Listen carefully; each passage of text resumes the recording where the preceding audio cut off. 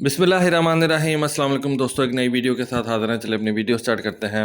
21 नवंबर की बात है कि मैंने आपको एक वीडियो बना के दी थी जिसके अंदर मैंने आपको ये बताया था कि आने वाले दिनों में अमेरिका और तुर्की के दरमियान एक मुकाबला सा होगा। अमेरिका की तरफ से ये मुकाबला बोइंग कंपनी का लॉयल विंगमैन करेगा जिसको MQ-28 का नाम दिया जाता है।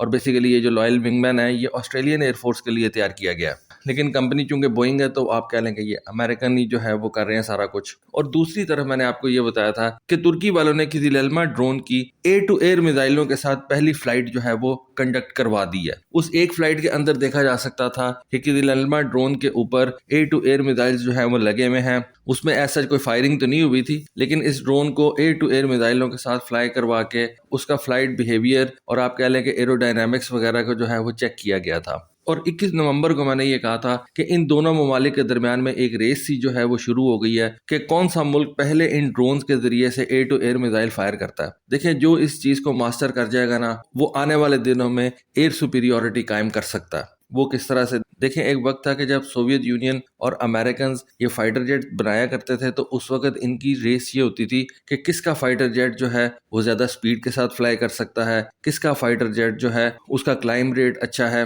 किसके फाइटर जेट की जो एल्टीट्यूड है वो ज्यादा है। इस तरह की चीजें मैटर किया करती थी। फिर वक्त ये आ गया कि किसके पास ज्यादा बेहतर मिसाइल जो हैं वो ऑपरेशनल हैं। फिर एवियोनिक्स, रेडार्स वगैरह की गेम जो है वो आ गई। अब गेम आ गई है इन ड्रोन्स की। और ये ड्रोन्स पहले तो जमीन पे बैठे हुए इंसान कंट्रोल किया करते थे, अब ये काम फाइटर पायलट्स के सुपुर्द किया जा रहा है और उनको बोला जाएगा कि आप हवा में जाओ। शुरू में उन्होंने एक फाइटर पायलट को 1 या 2 ड्रोन्स जो हैं वो दे देने हैं, फिर 3 किए जाएंगे। प्लान इनका ये है कि एक फाइटर पायलट कम से कम 5 ड्रोन्स जो है उनको कंट्रोल करे। उसका काम सिर्फ एक मैनेजर वाला हो, अपने ऑफिस में यानी कि अपने कॉकपिट में बैठ के इन ड्रोन्स को कंट्रोल करे। कॉम्बैट जो है वो ये ड्रोन्स लड़ा करेंगे। और इस कॉम्बैट का एक सबसे इंपॉर्टेंट जुज या कॉम्बैट का सबसे important part air to air battle हुआ करती है। और एयर टू एयर बैटल के अंदर अब आपको पता है कि डॉग फाइट्स ऑलमोस्ट खत्म हो गई हैं। इंडिया पाकिस्तान की आपने स्किरमिश देखी, 70 जहाज एक तरफ से थे, 40 जहाज एक तरफ से थे,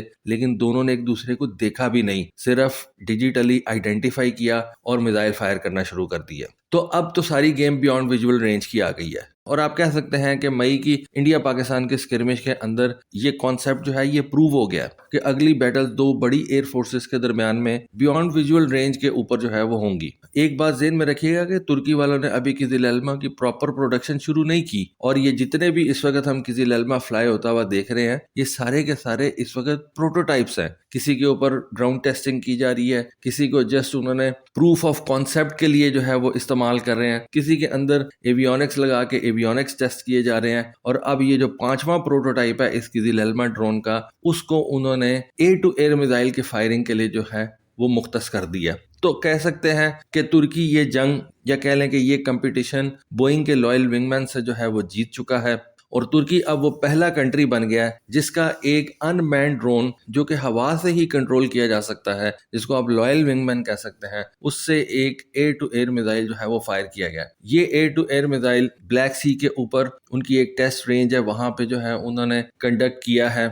इस ड्रोन से जो मिसाइल फायर किया गया है वो भी तुर्की का अपना ही बनाया हुआ है, जिसको वो गोक्दोगान का नाम जो है वो देते हैं। इस किसी लेल्मा ड्रोन के ऊपर जो ये एवियोनिक्स और सेंसर्स वगैरह हैं या जितने भी इलेक्ट्रॉनिक्स हैं वो एसेलसॉन कंपनी ने बनाए हुए हैं। अब एसेलसॉन वही कंपनी है जो ये एसल पॉड तैयार करती है जो पाकिस्तान एयरफोर्स के GF-17 थंडर के ऊपर भी लगाया गया है। और इस तरह से ये पहली दफा हुआ है कि एक किसी लेल्मा ड्रोन ने सक्सेसफुली किसी एक एरियल टारगेट को बियॉन्ड विजुअल रेंज के ऊपर सक्सेसफुली एंगेज किया है। इस किसी लेल्मा ड्रोन के साथ 5 F-16 तैयारे भी फ्लाई कर रहे थे, और हो सकता है कि कोई एक F-16 इस किसी लेल्मा ड्रोन को हवा से जो है वो कंट्रोल भी कर रहा हो। कि और कुछ नहीं तो तुर्की वालों ने एक फ्यूचर एयर कॉम्बैट कॉन्सेप्ट जो है उसको डेमोन्स्ट्रेट जरूर किया है कि किस तरह से मैन अनमैन्ड जॉइंट ऑपरेशन जो है वो आने वाले दिनों में किए जाएंगे। और उनका बेनिफिट क्या होगा? बेनिफिट यही होगा कि आपका F-16 या आपका JF-17 थंडर या आपका J-10C जो है वो पीछे रहते हुए इन ड्रोन्स को ऑपरेट करेगा। और ये ड्रोन ज्यादा रिस्क लेके, क्योंकि इनके अंदर कोई ह्यूमन बीइंग तो जो है वो बैठा नहीं हुआ, तो इनसे आप जितना मर्जी ज्यादा रिस्क ले सकते हैं, इनको आगे तक जो है वो लेके जा सकते हैं। और किसी एल्मा की सूरत में तो इसका जो रेडार क्रॉस सेक्शन है वो डेफिनेटली दूसरे ड्रोन्स के मुकाबले में काफी कम है। और उसके अलावा ये जो किजिल एल्मा है ये एक सुपरसोनिक ड्रोन होगा, तो इससे तो आप ज्यादा रिस्क जो है वो ले सकते हैं और ये ज्यादा बेहतर परफॉर्म कर सकता है। तो आपको अपने पायलट को किसी मुश्किल में डालने की क्या जरूरत है। लेकिन ये भी बात है कि इस ड्रोन को आपने बचा के वापस भी लेके आना है, क्योंकि ये कोई सस्ता ड्रोन नहीं होगा। किसी लेल्मा जो है जब इसको सेल के लिए दुनिया के सामने पेश किया जाएगा तो ये एक महंगा ड्रोन होगा, क्योंकि तुर्की वाले सिर्फ आपसे ड्रोन की प्राइस नहीं लेंगे, बल्कि वो आपको ये पूरा कॉन्सेप्ट जब सेल करेंगे तो उस कॉन्सेप्ट के अंदर उन्होंने आपके फाइटर जेट्स के अंदर भी कुछ ना कुछ जो है वो इंस्टॉल करना होगा, कोई सॉफ्टवेयर इंस्टॉल करना होगा, हो सकता है कोई हार्डवेयर जो है वो इंस्टॉल उनको करना पड़ जाए। तो जिसकी वजह से आप कह सकते हैं कि जब ये पूरे का पूरा कॉन्सेप्ट अगर आप लेते हैं, मैं अगर पाकिस्तान एयरफोर्स की बात करूं, अगर पाकिस्तान एयरफोर्स ये कॉन्सेप्ट जो है वो आगे जाके एक्वायर करती है, इसको अडेप्ट करती है, जो कि मेरा ख्याल है कि पाकिस्तान एयरफोर्स करेगी, तो ये कोई सस्ता कॉन्सेप्ट नहीं होगा।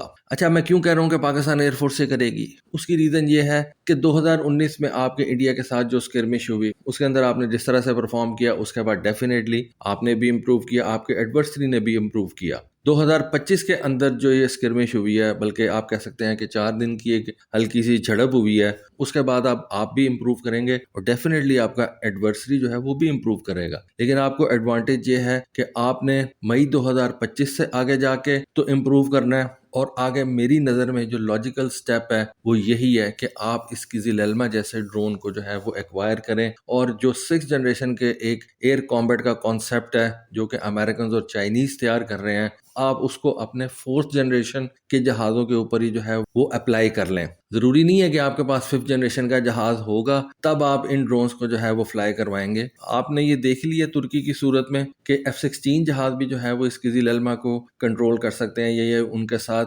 फॉर्मेशन फ्लाइंग जो है वो कर सकता है। मतलब इन ड्रोन्स के लिए सबसे बड़ी जो चीज़ है ना वो ये मिसाइल फायर करना नहीं है, इन ड्रोन्स के लिए ह्यूमन बींग्स के साथ एक मैन्ड फाइटर जेट के साथ फॉर्मेशन फ्लाइंग करना है, क्योंकि सबसे पहले आपकी सेफ्टी है। ये ड्रोन सबसे पहले अगर ह्यूमंस के साथ फ्लाई करने में सेफ होंगे तो इनको जो है वो कमीशन किया जाएगा। अगर सेफ्टी का जरा सा भी जो है वो कोई शक बैठा तो ये ड्रोन्स ह्यूमंस के साथ फ्लाई नहीं करेंगे। सबसे पहले आपने पायलट की, अपने जहाज की और इन ड्रोन्स की सेफ्टी देखनी है। ये ना हो कि दुश्मन के जहाज गिराते गिराते आप अपना ही जहाज को जो है वो कोई नुकसान पहुंचा लें। तो सबसे पहले तो इन ड्रोन्स को फॉर्मेशन फ्लाइंग जो है वो उनकी मास्टर करनी पड़ेगी। और जैसा कि ये आप इस फुटेज में देख ही रहे हैं कि ये F-16 जहाज बहुत क्लोज प्रॉक्सिमिटी के अंदर इस किजिल एल्मा ड्रोन के साथ फ्लाई कर रहे हैं। और ये कोई 2-3 जहाज नहीं है जो इस फॉर्मेशन के अंदर है, 5 F-16 हैं और एक ये किजिल एल्मा है। तो ये मेरे लिए इस मिसाइल को फायर करने से भी ज्यादा एक जो है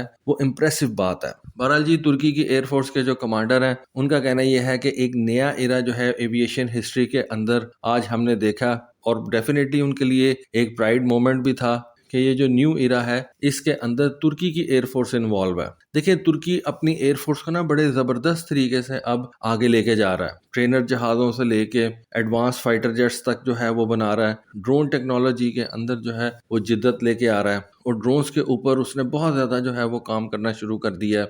और डेफिनेटली ये तुर्की की एयरफोर्स के लिए एक हिस्टोरिक डे था जिस दिन इस किजिल एल्मा ड्रोन ने एक एयर टू एयर मिसाइल जो है वो फायर किया, क्योंकि ड्रोन भी उनका अपना बना हुआ था और एयर टू एयर मिसाइल भी उनका अपना बना हुआ था। तो आप अंदाजा लगा सकते हैं कि तुर्की इन वेस्टर्न कंट्रीज से जो है वो आहिस्ता आहिस्ता पीछे हट रहा है, कह लें कि आहिस्ता आहिस्ता अपनी जान छुड़ा रहा है। और ये सारी टेक्नोलॉजीज, इवन फ्यूचर की टेक्नोलॉजीज भी जो है उनको अपने मुल्क के अंदर तैयार कर रहा है। तो दोस्तों, ये एक मेरी सोच थी, सोचा आपके साथ डिस्कस करूं। होपफुली आपको आज की वीडियो, आज की इन्फॉर्मेशन पसंद आई होगी। कमेंट सेक्शन में अपनी राय से ज़रूर आगाह कीजिएगा। आज के लिए बस इतना ही। Thank you. अल्लाह हाफिज़।